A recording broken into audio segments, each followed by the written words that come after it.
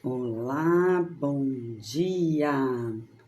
10 horas em ponto, dia 29 de setembro. Estamos começando nossa live da Fala Saúde Mental. Sejam bem-vindos. Já vou convidar aqui o Luiz e a Márcia. Bom dia, gente. Olá, sejam bem-vindos. Eu sou a Viviane Simia de Oliveira, sou consultora da Fala Saúde Mental. Vou convidar a Márcia e o Luiz para nossa conversa. Hoje, emocional realizado pela Fala. Vou convidá-los aqui, só um minuto. Luiz convidado. Bom dia, Márcia. pessoal, tudo bem? Olá, Luiz, bom dia. Bom dia, Viviane. Obrigado. Obrigada. Retorno. Márcia já está sendo convidada. Já foi, deixa ela aciona. Olá, Márcia, bom Oi, dia. bom dia. Bem-vindos. Obrigado pelo convite novamente de estar aqui com vocês nesta manhã. Eu vou colocar o comentário, fixar. Nós vamos falar nesta live sobre o senso emocional realizado pela Fala, né? Então, eu passo a palavra, Márcia, por favor. Bom dia, Luiz. Bom dia, Márcia. Estamos aqui de novo, né? Vamos falar sobre o senso, mas na verdade deixa eu só contextualizar um pouco o que é esse senso aí, né?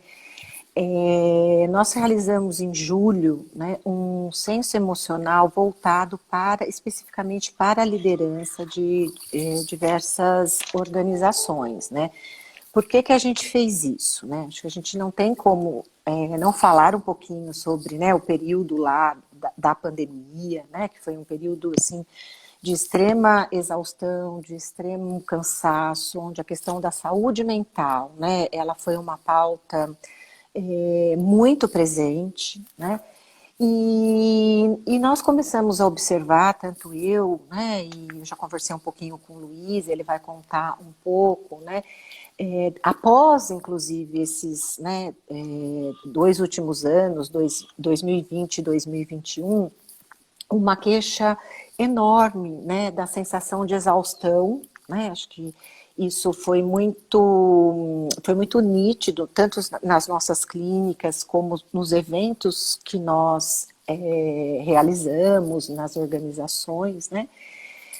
E, né, embora essa relação, né, já tenha sido mostrada, né, a gente percebeu que a população, principalmente das lideranças, né, do pessoal de gestão com pessoas, né, a gente percebeu assim, de forma muito nítida, né, essas queixas, tanto que a gente nunca viu tantos diagnósticos, né, voltados para o burnout, enfim, né.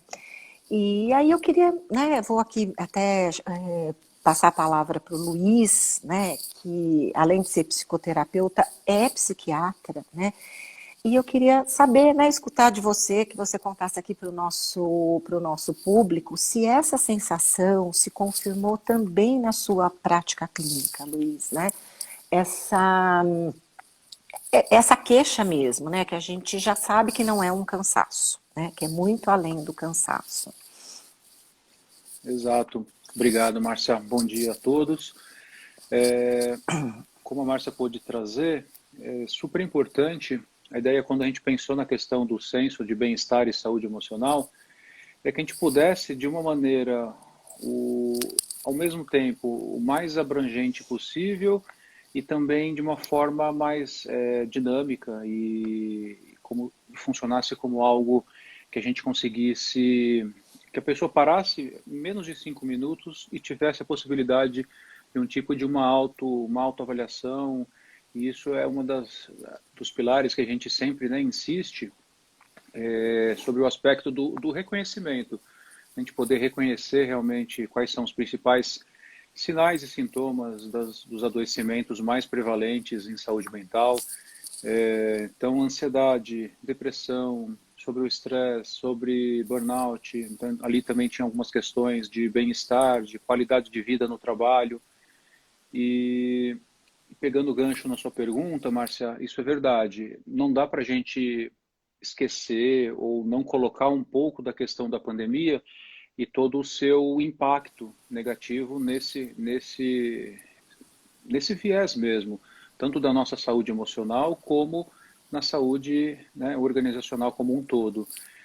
E esse público que a gente pôde perceber, como você bem disse, Márcia, tanto nos eventos que pudemos participar esse ano, como nos nossos consultórios, as pessoas continuam a chegar mais adoecidas, continuam a chegar mais cansadas, continuam a chegar mais estressadas, mais deprimidas, mais ansiosas.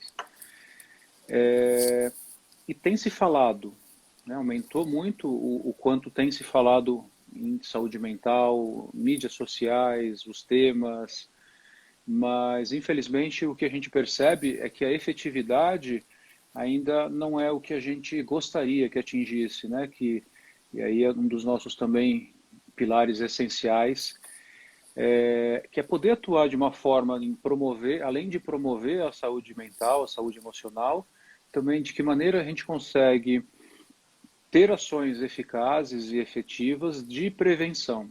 Tá? Esse é um grande desafio, é o que nos coloca aí a quebrar a cabeça realmente. E sim, a resposta é um fato. No consultório, os quadros eles continuam a chegar cada vez mais num nível de maior gravidade. E infelizmente para a gente, né, a leitura que fica disso é que o ambiente a gente não está, como ambiente, não está conseguindo cuidar de uma forma adequada, seja no reconhecimento desse sofrimento, seja no como eu estou cuidando, no como eu estou acolhendo esse sofrimento e nas ações. Como a gente tem dito, a maioria dos locais ainda mantém ações pontuais, né, no ano, e a gente tem visto como o contínuo de ações em saúde mental é o que mais funciona. E então é sim uma triste realidade e no censo a gente teve ali cerca de 155 respondentes, né, pessoas em atuação de liderança em todo o Brasil. Foi bem interessante, né? Aqui no nosso bate-papo vou trazer alguns dados. A ideia não é, né, que a gente fique aí discorrendo em cima desses dados, mas que a gente possa realmente pensar de que maneira, que outras estratégias, que outras ideias, né, surgiram, foram aplicadas e deram certo, e de que maneira a gente consegue ter mesmo um pouco mais aí de uma ação mais efetiva, mais empática, mais humana, que, a meu ver, é o que vai realmente ser eficaz na prevenção e promoção da saúde mental. Então, eu acho que foi, né, tanto na prática quanto no censo, né, eu acho que a gente observou, né, que em relação, né, especificamente a esse grupo, né, até foi por isso que a gente fez, a gente se propôs a fazer esse censo, né, eu queria até completar que esse material foi todo produzido por mim e pelo Luiz, né, então a gente, assim, teve um cuidado, né, de abordar alguns tópicos, né, que a gente pudesse posteriormente fazer alguns links. E uma pergunta, né, que eu acho que é importante para o pessoal também ter um pouquinho mais de informação, né, por que você acha, né, que a exaustão na liderança, né, que apareceu, né, daqui a pouco a gente vai contar para vocês como que apareceu, que não foi tão assim objetivo. Por que você acha que é pior essa condição acaba sendo, né, assim, mais agravada muitas vezes na posição, né, das lideranças, né, porque a gente sabe, né, que a liderança, né, ela lida, né, com situações de mais pressão, de estresse constante, né, que isso pode não, que tem um impacto, né, no bem-estar, mas a gente percebeu algumas outras demandas, né? E uma delas foi o cuidado, né, com os liderados, o cuidado emocional, né? Eu queria que você falasse um pouquinho sobre isso, né? Porque não é uma tarefa tão simples, né? Os líderes foram convocados, sim, né? Acho que no início da pandemia, né, e na sequência, a ocupar um outro lugar que eu acho que muitas vezes, né, eles ainda não haviam sido convocados a ocupar, né, que é essa questão aí do cuidado emocional. Exato. Eu acho que isso é super importante mesmo, Márcia, porque a gente coloca uma responsabilidade, uma expectativa muito grande em cima dessa população, os líderes, e como do dia para a noite eles tivessem realmente essa condição, essa capacidade de se tornarem psicólogos, psiquiatras, terapeutas das próprias equipes. E de cara, eu acho que tem um grande problema aí, que a gente quase que nega a própria saúde desse indivíduo. Porque Uhum. uma vez que a gente já coloca de cara como essa é a sua responsabilidade, você precisa identificar esses pontos na sua equipe, você tem que fazer isso, você tem que fazer aquilo. Então, o que a gente pode perceber, né, através dessas respostas e podendo avaliar mais a fundo as lideranças, é que eles sim foram colocados numa baita enrascada, vamos dizer assim, porque não é o usual, não é o dia a dia o trabalho deles, e por mais que fossem já líderes empáticos e cuidadosos, é diferente, né? É diferente a gente poder observar alguma alteração para essa linha de algum sintoma da parte de saúde emocional e de que maneira abordar. Então, nem todo mundo vai ter a estratégia, a técnica adequada. Como que eu faço isso? Eu faço isso no grupo, eu faço isso individualmente. A pessoa vai entender como, vai achar que eu fui invasivo. Uhum. Então, as dúvidas que surgem são enormes. E nos grupos que a gente pôde atender de trabalho, realmente, a gente viu o quanto era válido essa troca no próprio grupo. Então, uma parte que a gente defende é que isso sim seja feito. O papel do gestor, o papel do líder, ele é sim essencial, mas a gente não pode colocar essa responsabilidade exclusivamente no gestor.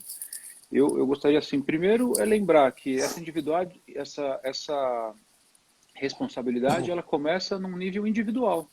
Uhum. Então, cada um de nós, como seres humanos, precisamos sim estar atentos ao que a gente sente.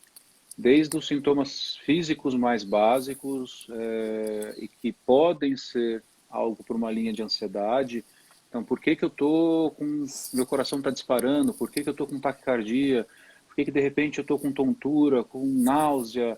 Entender esses sintomas, qual a relação disso com o que eu tive, com o que eu vivenciei no meu dia, com as minhas relações. Então, eu gosto sempre de lembrar que o pontapé inicial ele é individual. Só que esse pontapé individual, se não acontecem as ações efetivas para o conhecimento, né, para a discussão realmente poder acontecer de uma forma mais aberta, infelizmente fica naquela coisa do quem teve alguém próximo sabe um pouquinho, ou quando leu alguma coisa sabe um pouquinho, mas na maioria das vezes a gente ainda está falando sobre estigma, sobre tabu e sobre preconceito. Uhum. Sim. Então, eu acho que sim, essa população, né, os líderes, eles foram aí sobrecarregados, a meu ver, principalmente na pandemia, as situações de reuniões remotas, o home office, o nível de cobrança, então eles ficaram achatados, então recebendo muita cobrança de superiores e ao mesmo tempo tendo que checar mais quem estava sob seu comando. Eu acho que diversos aspectos no nível mesmo do grupo eles foram a faixa aí muito impactada, a meu ver, nesses últimos anos. Uhum. Uhum. E sim, eu acho que o quanto antes a gente conseguir daí colocá-los num lugar de extrema importância, porque eles têm o poder de decisão. Então, uma vez que eles identificam, se eles tiverem um instrumento de, opa, aquele colaborador apresentou alguma alteração que, né, o poder chamar, o poder conversar, o que a gente sempre coloca aqui também, a questão da segurança psicológica, Sim. né? O quanto a equipe se sente confortável, se sente segura para poder falar do que está sentindo, para poder falar do seu sofrimento. Infelizmente, na maioria das vezes, esses temas não são falados, não são ditos. Então, o gestor, ele até identifica, reconhece, mas quando vai buscar, né, nessa conversa, se eu estou certo ou não, muitas vezes o colaborador até vai negar. Fala, não, está tudo ótimo. E isso acaba perpetuando esse sofrimento e muitas vezes, no começo da nossa fala, essa realidade, né? Eles já chegam muito adoecidos aos consultórios para pedir ajuda. Isso a gente precisa quebrar, né? Essa roda do estigma e do preconceito, porque quanto antes identificarmos, né, o que está nos levando ao sofrimento, a recuperação e o pedido de ajuda ele é mais possível, ele é mais rápido e por aí vai. Enquanto você foi falando, né, eu pensei em duas questões, né, Luiz? A primeira, que é algo que a gente trabalha, né, que é a questão da educação emocional ou da psicoeducação, né, para a liderança, né? A importância disso, de fato, né? E pensar também, né, que isso leva um pouco de tempo, né? A liderança não tem uma condição de em uma semana, né? Vou fazer um curso e vou sair reconhecendo aí sinais e sintomas, como encaminhar, como direcionar essas pessoas, né? Então, eu acho que esse é um ponto importante, né? E que é um ponto muito rico do nosso trabalho, né? Eu acho que a gente tem feito trabalhos muito legais nessa área, né? As pessoas estão bastante interessadas. Mas antes disso, né, tem um elemento que também eu acho que você tocou extremamente importante, né, que é a saúde de si mesmo, né? Então, o que a gente percebeu também, né, que essa convocação da liderança para cuidar, né, da saúde emocional dos colaboradores, eles acabaram esquecendo, né, entre aspas, de cuidar da sua própria saúde emocional. Então, eu acho que esse é um aspecto importante e que você trouxe, né? É responsabilidade de cada um, né? Cuidar da sua saúde. E como isso ainda é tão estigmatizado, né? Então, a partir do momento que a gente consegue quebrar isso, né? Que a gente tem um líder também um pouco mais à vontade com essas questões, né? Isso vai favorecer com certeza, né? Essa segurança emocional, né, para os times, para as equipes, né? Perfeito. E eu acho interessante também a gente poder colocar, né, nesse censo que pudemos realizar no mês de julho, dessas 155 pessoas respondentes, só para a gente ter um pouco desse imaginário desse Sim. grupo, então parte do que a gente está falando foi isso, né? Tem ali uma análise quantitativa e qualitativa, mas é interessante a gente ter uma ideia de quem formou, quem respondeu, quem é esse grupo, né? No geral, 54% são mulheres e 46% são homens, e a faixa etária principal, aproximadamente 48, 50% estão entre 36 e 45 anos, e outros 33% entre 46 e 55 anos, né? Então, a faixa etária aí circulando mesmo desses 36 a 55 anos, quase 80%, próximo a 80%. E das empresas, acho que também é interessante a gente ter essa ideia do tamanho das empresas. 45% das empresas, dessas pessoas que foram avaliadas, as empresas que eles trabalham, têm mais de 500 colaboradores. Então, 500 colaboradores, a gente já considera, né, empresas aí de um porte de mediano para grande, e acho que isso, o impacto acaba sendo até mais sentido e até mais percebido. E você, Traz um Marcia, o que pouquinho você para a tem visto? gente. Não, eu acho que é legal a gente continuar, né, sobre essa questão do censo, porque a gente teve uma resposta interessante, né? Eu não estou com ele aberto aqui, mas você pode me ajudar com os números, né? Que a gente fez uma pergunta se a pessoa estava em algum tipo de acompanhamento médico ou psicológico, Eu posso fazer a né? pergunta para aqui, até está na apresentação, né? A gente fez exatamente essa pergunta, Márcia. Sua empresa possui algum tipo de acompanhamento psicológico? E a gente teve 50% de resposta não nessa pergunta. E Sim, 17, sim, 10% um sim satisfatório 9% sim e mediano, 14% sim e ruim. Então, um número muito alto, né? A gente vê Sim. 50% de empresas que não têm nenhum tipo de acompanhamento psicológico. Uhum. Eu queria Eu acho que Uhum. esse dado... Pode falar, Viviane, desculpa. até com isso, né, que a gente vem falando sobre a questão da saúde como indivíduo. E eu acho que isso, e o que a gente vem vendo, é que a saúde emocional ela já não pode ser mais tratada como só responsabilidade da pessoa, né, do indivíduo, quando chega a procurar a vocês no consultório, Uhum. Uhum. trabalho de Uhum. vir apresentar como é importante a empresa e a sociedade pensar na saúde como um todo, como que impacta. Então, eu acho essa Uhum. pergunta Sim. até afirmar aquilo que a gente vem falando, né, desde o início. Márcia, quer Sim, falar um Eu vou pouquinho? aproveitar, eu vou aproveitar e mas juntar eu falo. com uma outra perguntinha que a gente fez, né? Acho que essa já conta bastante do que a gente tem encontrado na realidade das organizações.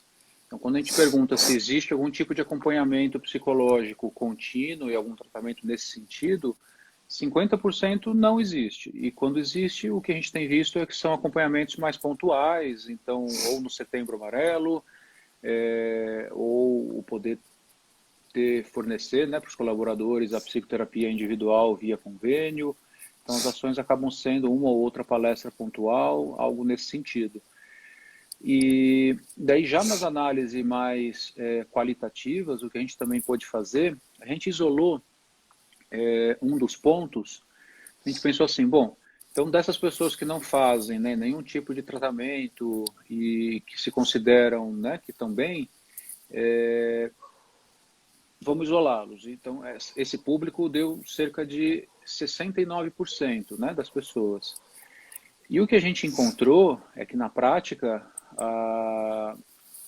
a manifestação, quando a gente olha para os sintomas, né, para a parte de sintomas para um polo mais depressivo, para a parte de sintomas para um polo mais ansioso, é que, na prática, essa população que na resposta colocou, né, em tese, a gente deveria encontrá-los bem, nas perguntas, quando elas são mais específicas, a gente viu aí uma incongruência, o que para a gente fez alguns questionamentos, a gente não pode ter aí acho que não é uma única razão, né? Mas uma das primeiras, ainda a gente está falando do tal, do tabu, do estigma e do preconceito. Sim, sim. Quando a pessoa ela tem que responder objetivamente, você faria algum tipo de acompanhamento, você gostaria, e eles já falam não de cara, isso também chama muita atenção, mais de 20% a 30%, não vou lembrar também de cabeça, falaram que não quero fazer nada disso. E a gente imagina, ok, então essas pessoas estão bem, já tá tudo certo. E na prática, quando a gente vai olhar para essas pessoas que respondem, eu não faço nenhum acompanhamento e eu não gostaria de fazer, o que a gente encontra é já um nível de sintomatologia indicando algum nível de sofrimento, seja para a parte do polo de Uhum. sintomas depressivos ou ansiosos, que os dois, né, associados vai aumentar o nível do estresse, tudo isso associado, a gente pode chegar sim aí, tendo a interferência do ambiente laboral a níveis de burnout e por aí vai, né, coisa que a gente tem conversado aqui com frequência nas lives.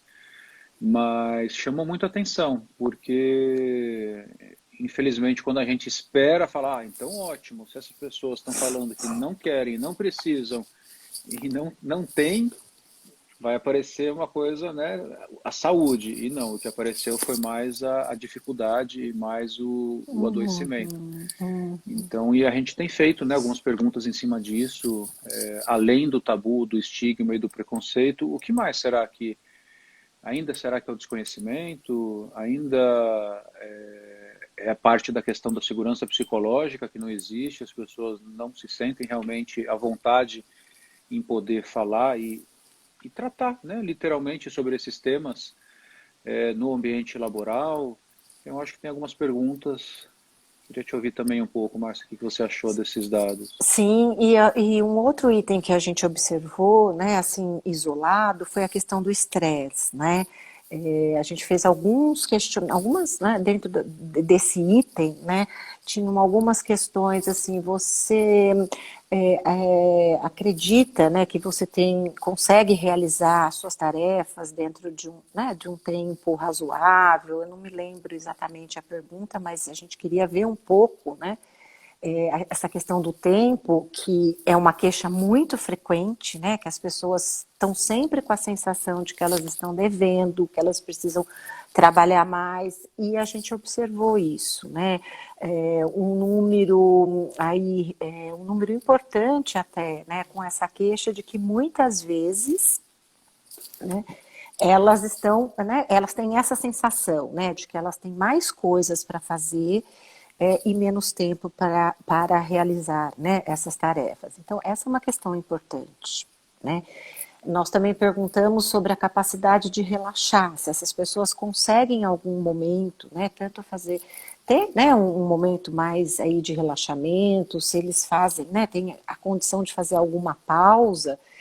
E as respostas, né, a maior parte das respostas, né, foram negativas, né. Então, você vê, né, é uma incongruência de fato, porque numa primeira pergunta, né, eu não faço nenhum tipo de acompanhamento, né, é um número alto, mais de 100 pessoas, né, lembrando que a gente tem 153, né, Luiz, 155, né, então é um número alto, e aí a Isso. hora que você vai, né, cruzando os outros dados, a gente percebe que não é bem isso, né? Então, né, como é que a pergunta que fica, como que as organizações, de fato, né, têm realizado ações, propostas, né? Será que elas estão pensando, né, em duas questões que são muito importantes para nós, né, que a gente tem observado? A questão, do presenteísmo, né, que são os indivíduos que continuam trabalhando já adoecidos, né, a gente tem percebido um índice, né, alto, e muitas pesquisas, né, até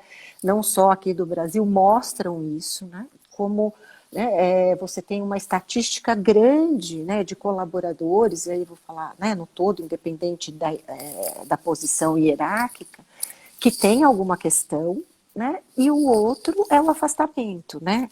Nós ainda estamos, né, entre os países que têm um alto índice de afastamento, né? A gente está lá ainda como terceira causa de afastamento do trabalho ou adoecimento mental, né? Então essa é uma questão importante. Por que será que isso ainda continua acontecendo? E a gente volta lá na tecla 1, que é a tecla, infelizmente, do preconceito.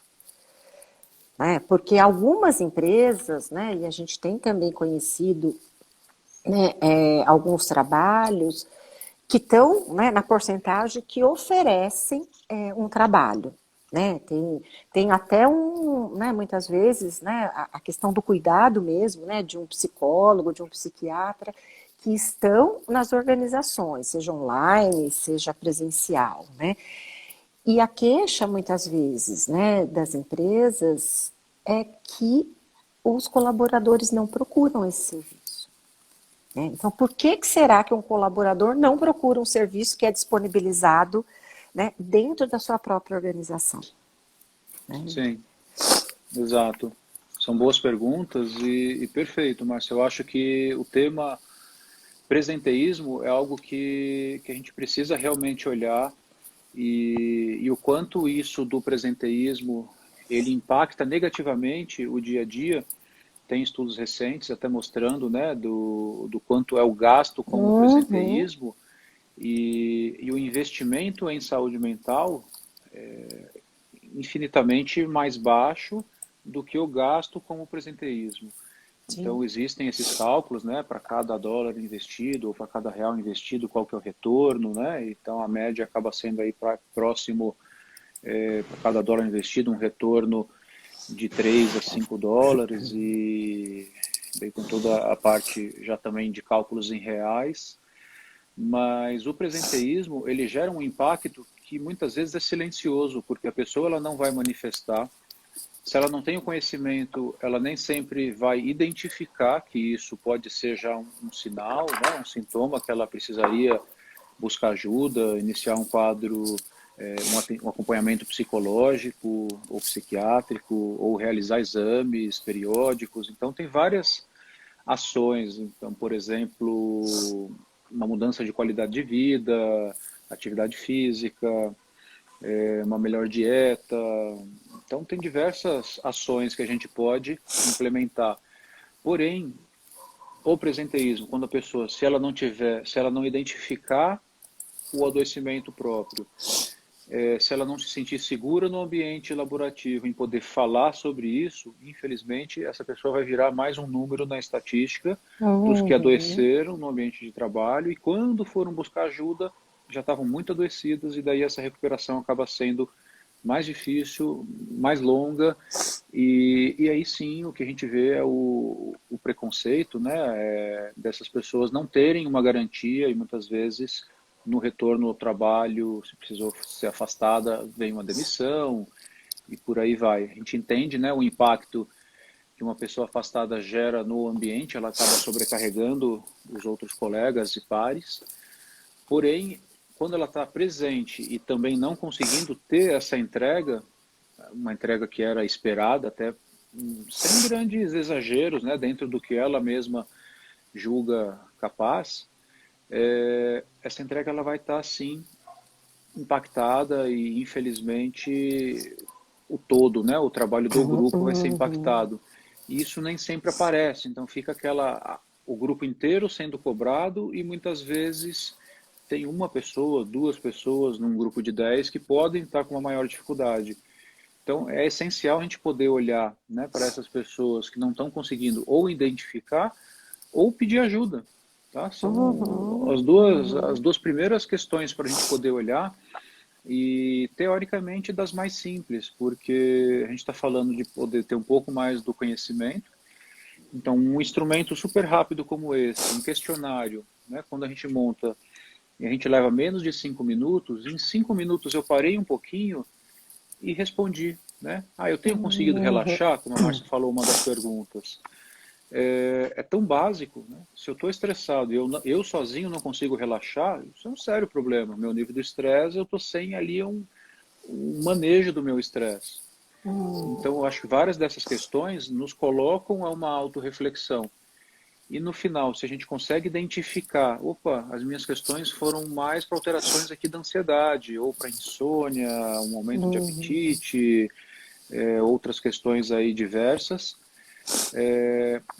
a nossa busca por ação ela fica um pouquinho mais simplificada, não vou dizer mais fácil, né? Porque sabe, quando o adoecimento psíquico e emocional ele já está instaurado, o pedir ajuda acaba ficando realmente mais difícil, né? Até uma parte da psicopatologia é essa, né? A dificuldade de ir buscar ajuda. Então, por exemplo, na depressão, a anedonia, aquela diminuição da energia, a diminuição da vontade, é o não conseguir mesmo fazer coisas básicas. Então, acho que é super importante a gente poder olhar, assim, para essa questão do presenteísmo, e de que maneiras, das maneiras mais simples possíveis, a gente conseguiria disparar, né, esse autoconhecimento e que isso se tornasse algo até mais frequente, né? Uma coisa como se fosse começando o meu dia, terminando o meu dia, práticas meditativas, a respiração, né, Márcia, que a gente sempre coloca e leva para as pessoas 2 minutos de respiração, o impacto positivo que isso tem, né, reduzindo nossa frequência cardíaca, a pressão arterial, o fluxo de pensamentos. Então tem muita coisa aí simples, de graça, acessível, e que infelizmente a gente também não usa. Eu queria fazer um adendo até para contar um caso que aconteceu a respeito do nosso censo e que tem a ver com o que você está falando, Luiz. Nós convidamos líderes, né, que nós temos contato para poder responder o censo, e a gente entender essa importância, né, de responder esse censo, como que faz, até para esse autoconhecimento pessoal, né? Um amigo pessoal me comentou assim, Viviane, eu respondi um censo numa empresa que eu trabalhava muitos anos atrás, e eu não tinha noção de como aquilo mudou e melhorou a minha vida, porque a partir de responder aquele censo, eu fui buscar fazer atividade física e eu fui buscar ajuda terapêutica. E quando eu para responder, ele fez um comentário que ele não tinha noção até naquele momento que o censo que ele tinha respondido há anos atrás tinha feito ele um comportamento melhor. E ele respondendo o censo, ele entendeu o que ele tinha feito de melhor, o que estava melhor a partir daquele tempo do censo que foi feito atrás. Então, como é importante também fazer censo, né, de forma não rotineira, mas gradual, né, que as empresas isso de forma trimestral, para entender o comportamento, que ele vai mudando também, né? A gente vai se melhorando. E como que é importante esse autoconhecimento, e esse senso foi importante para as pessoas, sabe? Com coisas que você minutinhos de resposta, né? Foi um questionário simples, perguntas simples, mas que a gente às vezes não se dá conta de realmente que a gente deve fazer, do que a gente pode fazer. Aí eu queria que vocês falassem um pouquinho de como a fala pode trabalhar isso para as empresas, como a gente pode, né, fazer isso de forma semestral, de forma pontual ou, né, corriqueira para as empresas, para ajudar. Quer falar, Luiz? Que é a sua área? O Luiz é o coordenador do mapeamento emocional. Mas a gente faz, sim. Isso eu acho que isso é importante, né, Viviane, que você trouxe, porque o que a gente acabou percebendo? Primeiro, o preconceito. De cara, algumas pessoas já falam assim, né, imediato, não quero, prefiro não olhar. É bem aquela fala do preconceito, né, do que os olhos não veem, o coração não sente, sabe? É bem Prefiro nem isso, saber, né? O que está acontecendo. Prefiro não saber. Né? Então, infelizmente, ainda a parte, né, a negação é uma das nossas defesas aí mais comuns e primitivas. Então, sim, o ser humano nega e prefere não saber. E o que a gente tem visto, importante lembrar, nenhum questionário, nenhum teste, nada disso faz diagnóstico. Tá bom? Qualquer tipo de diagnóstico, do ponto de vista de saúde emocional, saúde mental, da parte psicológica, né? Os diagnósticos eles são feitos através de avaliação médica ou psicológica, tá? Os questionários eles são importantes instrumentos de auxílio, eles são importantes instrumentos de apoio. Para as organizações especificamente, a gente sempre tenta o quanto mais, né, conseguir ser abrangente, profundo e específico. Para quê? Isso que você disse, a gente conseguiria daí identificar num primeiro momento, né, como aquela empresa, por exemplo, ela está, então fazer um corte transversal, então uma leitura ali, como se fosse uma fotografia daquele momento presente, e com essa fotografia alguns dos questionários eles nos ajudam muito na organização mesmo das ações que seriam implementadas, tá? Então, se a gente identifica sintomas mais para uma linha de quadros depressivos, então faz sentido a gente começar para esse grupo a falar sobre o que é a depressão, a diminuir os estigmas, os tabus, os preconceitos acerca dos quadros depressivos, poder falar o que é o tratamento, o que tem cura, as formas de tratamento. Então, a temática depressão não é simplesmente a pessoa está triste, está com depressão. Infelizmente, alguns dos termos também de adoecimento psiquiátrico, psicológico, se tornaram de uso corriqueiro, né? Um uso assim coloquial e, infelizmente, também para um uso pejorativo, tá? Então, com piada e uma associação de que a pessoa é mais fraca, que não daria conta. Esse é o nosso grande mesmo embate, né, para diminuir tabu, estigma e preconceito, é falando sobre isso. E a questão, como você fez a pergunta, dos questionários, dos testes, nos organiza, ela nos ajuda nesse aspecto. Então, a gente conseguindo fazer uma programação mais adequada para aquele grupo específico, isso faz muita diferença, porque de cara eles já se sentem ouvidos, acolhidos, e a própria questão ali tendo uma compreensão. Tá? E lógico, depois tem toda aí uma parte do acompanhamento, então não só para a gente poder um auxílio na identificação das principais dificuldades, Mas depois, se as nossas ações implementadas, né, os tipos de palestra, workshop, roda de conversa e outras ações diversas, se elas tiveram realmente um benefício para aquele grupo. Então, os retestes, a cada, como você disse, pode ser trimestral, semestral, isso nos traz também bastante dado, né, nesse sentido de que, opa, essa ação está sendo importante, esse grupo Uhum. entendeu qual era o maior problema, esse deixou de ser um maior problema, o problema agora ele transformou, agora o problema foi para as relações humanas, tal. Então isso é muito interessante, que ele traz uma visibilidade momentânea e ao mesmo tempo bem real, né? De temas que Uhum. ainda são difíceis a pessoa poder verbalizar. Então eu acho que como instrumento e como estratégia, ela tem nos auxiliado bastante. Acho que fazer só um comentário, né? Tudo isso, né, é anônimo, né? E essa foi uma condição que a gente também percebeu, né? A gente já fez, né, esse pedido que, né, que seria anônimo, enfim.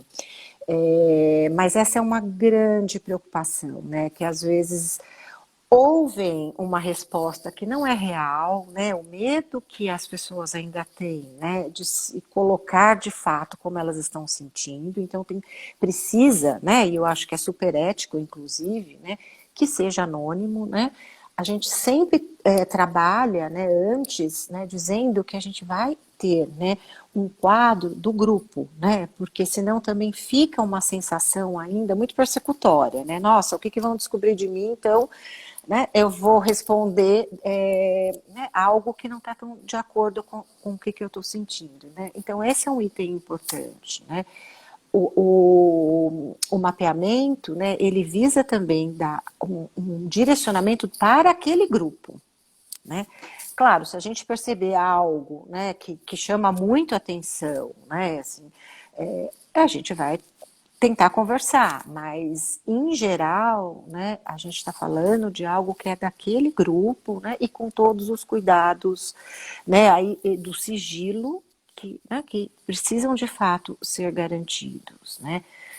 Mas ainda não é simples, né? Eu acho que isso tem sido cada vez mais aceito, né? Mas a gente também teve algumas experiências, né? Porque em geral, quando você está combinando, né, organizando isso com a pessoa responsável, é óbvio, né? Se fosse eu também ia querer ver, que a pessoa quer conhecer né, o questionário, como é que ele é aplicado, ela mesma quer testar antes, né?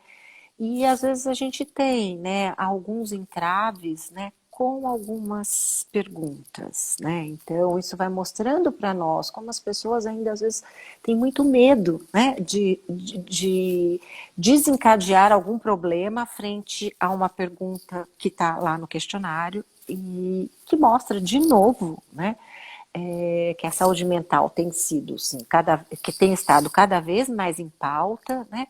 Mas ela ainda não está naturalizada. Né? Nem a saúde mental, nem os tratamentos, nem os profissionais, né? Muito difícil ainda, né? Alguém dizer que, olha, eu estou fazendo um tratamento psiquiátrico, né? E a gente vê isso, né? Inclusive, né? Na liderança também, né?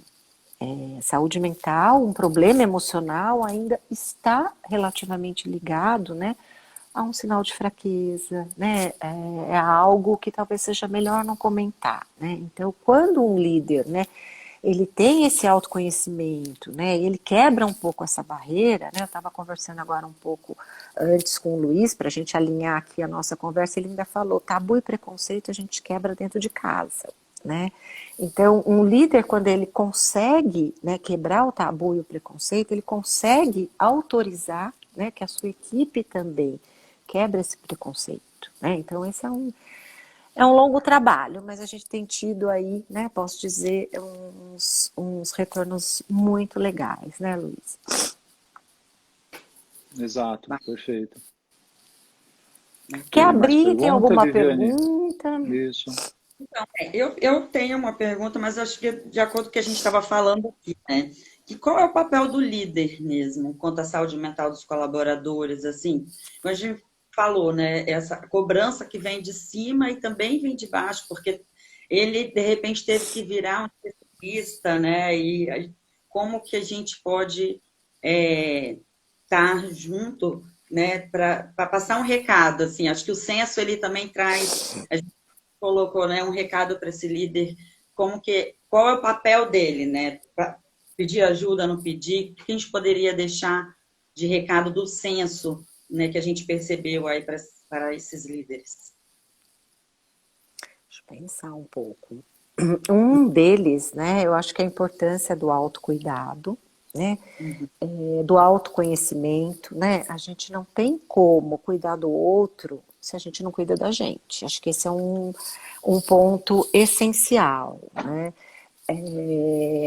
Uma outra questão que eu acho que também aparece muito, né, é que, sim, né, o líder, ele, né, de alguma maneira, ele é um agente transformador, né, ele tem essa capacidade, é necessário, sim, né, desenvolver uma escuta mais empática, reconhecer, né, alguns sinais e sintomas, estar um pouco mais aberto à questão da psicoeducação, né, mas, né, é reconhecer, é identificar, não é fazer diagnóstico, né? Esse não é o papel do líder, né? E isso precisa um pouco de tempo, né? Então a gente precisa que esse tema, né, ele seja recorrente, né, nas organizações. Mas, né, esse outro lado, o que eu faço, né? Eu encaminho, não encaminho, aí a gente pode ajudar, né? A gente como profissionais de saúde, né? A gente está lá para isso, né? Eu acho que a gente precisa amenizar um pouco essa cobrança, reconhecer, acolher, né? Direcionar, sugerir talvez, né? Se for possível, olha, né? Você gostaria que eu te ajudasse em alguma questão? Estou percebendo algo, né? É diferente, né, de ter que, né, de fato, ter uma ideia mais completa do que está acontecendo com aquela pessoa, né? Assim como nós, profissionais de saúde, não temos, né, instrumentos e nem conhecimento, né, para sentar lá numa cadeira de liderança, né, e realizar as atividades, né, que são dessa, né, dessa carreira, enfim, eles também não têm, né? Então eu acho que um pouco mais de cuidado, né, inclusive com a liderança e com as cobranças em relação à liderança, né, dessa responsabilidade emocional dos seus colaboradores. Perfeito. E até acrescentando, Márcia, como a gente pode falar hoje no começo desse bate-papo, o quanto a liderança ficou, sim, sobrecarregada e como se isso fosse ali, ó, agora você que tem que identificar, você que tem Uhum. que tornar a sua equipe um lugar fantástico para trabalhar, e foram colocando atribuições aí para esse líder. Então, né, como a Márcia bem disse agora, essa não é uma responsabilidade isolada. E eu Uhum. concordo, né? Isso parte do nosso princípio que se eu identifico para mim, se eu já reconheço para mim, eu posso começar a identificar no outro, para o outro. Sim. Mas esse é um primeiro passo que parece que é muito simples e não é, tá bom? Porque ele vai exigir, primeiro, essa quebra mesmo desse preconceito nosso em poder olhar para as nossas questões e não sermos nós os primeiros a nos julgar, e sim ter uma compreensão aí mais realista, eu diria. Se a gente entende que isso não é fraqueza, que isso é um sintoma, pode ser de algum adoecimento, como eu busco ajuda? O que eu preciso fazer? Sim. Porque depois as orientações mais práticas, né, eu acho que até nem é esse tanto o nosso principal papel aqui hoje, porque, né, fica aí muito específica para cada caso. A gente poderia trazer exemplos, eu acho que é interessante. Mas me veio a ideia na questão como se fosse mesmo o letramento, que a gente vê muito hoje em dia, Uhum. muito comum, né, em diversidade, em inclusão. Saúde mental também precisa desse letramento, que seria o quê? A gente poder, sim, instruir as pessoas, ó, mas isso é ansiedade, isso é depressão, isso eu não posso falar, né? Ah, desse jeito eu estou mais ofendendo a pessoa e atacando do que acolhendo, do que ouvindo. São coisas do mais básico possível, de que forma isso aconteceria. Se a gente está falando das lideranças, se a nossa percepção é que essas lideranças, elas foram sim, estão sobrecarregadas, elas estão sim adoecidas, eles são provavelmente um dos locais iniciais, né, para a gente poder iniciar uma ação, por exemplo, mentoria para esses grupos. Então, um grupo de líderes, porque muitas vezes o que a gente também vê é importante o líder e os seus liderados, né? Então, esse grupo tem uma riqueza muito grande dessa conversa poder acontecer, e assim, geralmente, tendo um trabalho adequado, a segurança psicológica ela é possível, até em ambientes que a demanda e o nível de estresse sejam altos, mas também é essencial que esse líder possa estar em locais e ambientes com os iguais, né? Então, com outros líderes e ele também se colocando no papel, né? Bom, aqui eu só quero falar da minha dor, do meu sofrimento e da minha dificuldade. Então, eu acho que as duas intervenções com o líder são essenciais. Então, uma, né, a gente, alguns dos trabalhos que a gente fez, né, Márcia, que foram bem interessantes, a gente visava exatamente isso, né? O líder enquanto pessoa, né? O líder enquanto líder, e pegando essas diversas instâncias da liderança, porque se a gente olhar só para um viés dessa liderança, infelizmente a gente também vai fazer algo do que já é feito, né? A gente vai estar minimizando uma parte que não dá para minimizar, que é sim o bem-estar, que é a saúde física, mental, emocional, como um todo, não simplesmente, minha pressão está boa, minha glicemia está boa, e a gente ficar numa visão muito organicista, né? Sim, sim. Perfeito. O Luiz, você falou agora, eu lembrei de um material que eu li esses dias, falando isso assim, que se você tiver numa empresa e tiver uma dor de cabeça, automaticamente alguém vai te dar um comprimidinho para dor de cabeça. Mas como que na empresa alguém vai buscar, né, a ajuda para uma crise de ansiedade? A gente já conversou aqui algumas vezes, né, na empresa sobre isso. Eu, por exemplo, né, tenho asma e sempre tive crises, mas conversando com vocês eu fui descobrir que eu tinha ansiedade.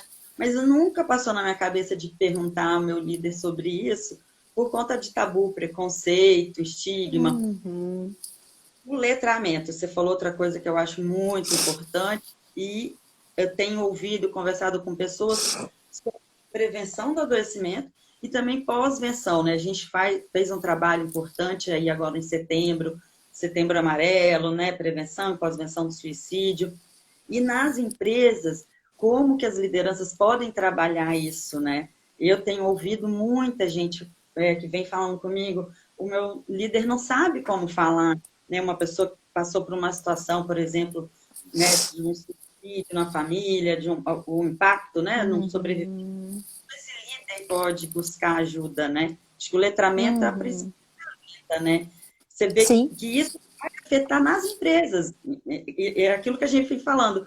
Não é só mais uma questão individual, né? A saúde mental, ela é um impacto para todos, né? Se tiver uma pessoa que passou por uma situação, ela vai trabalhar impactada, como que isso interfere dentro da organização e o que os líderes podem fazer.